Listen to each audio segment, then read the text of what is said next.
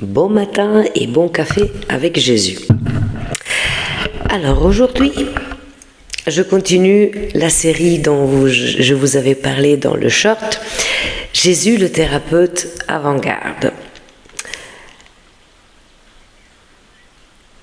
Je vous ai parlé de méthode thérapeutique de Jésus, je vous ai parlé de vous prouver que Jésus est à la base de la psychologie moderne, qui a construit la psychologie. Eh bien,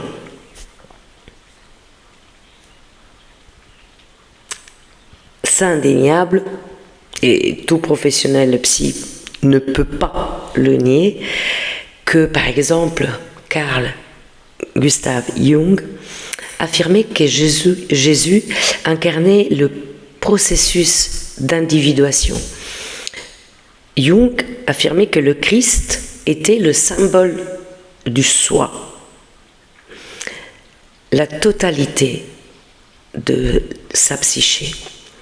Jung s'est en effet inspiré de l'idée qu'on retrouve dans la parole de Jésus, que la guérison vient d'une rencontre avec le lumineux.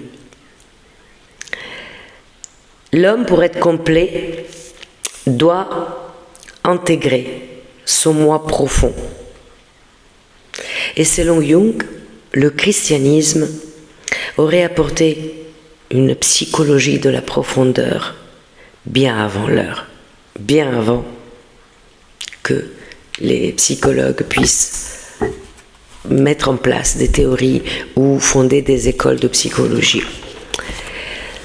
Si on prend un autre grand psychologue, Alfred Adler, qui est le fondateur de la psychologie individuelle,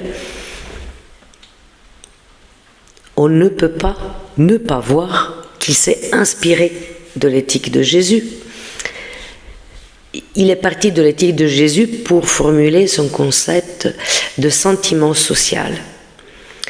Comme Jésus affirmait que pour vaincre le repli sur soi, typique des cas de névrose, il faut aller vers les autres. La guérison passe par le service aux autres,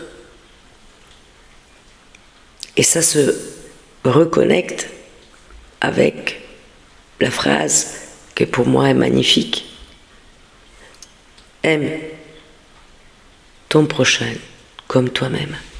Donc il faut s'aimer pour pouvoir aimer. Et pour pouvoir s'aimer, il faut aller vers les autres, aider les autres. Tu aimeras ton prochain comme toi-même, donc c'est vraiment le fondement, non seulement de la psychologie,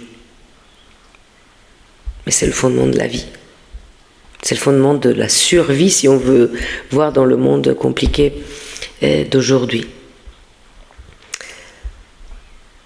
C'est le fondement de la santé mentale. Combien de fois je conseille aux gens qui sont en détresse de s'occuper d'autres, d'apporter du bien aux autres, parce que ce bien qu'on apporte, ça va nous faire du bien en premier à nous. Et ça va nous permettre en premier de nous reconnecter à nous-mêmes, à notre moi profond qui est parfois magané, qui est parfois en souffrance. Mais si on va le chercher, on va en ressortir la souffrance. Et Jésus le disait. Et je vous le montrerai avec certains passages qui vous prouveront que Jésus était le thérapeute par excellence depuis toujours et qu'il est aujourd'hui aussi. Bonne journée.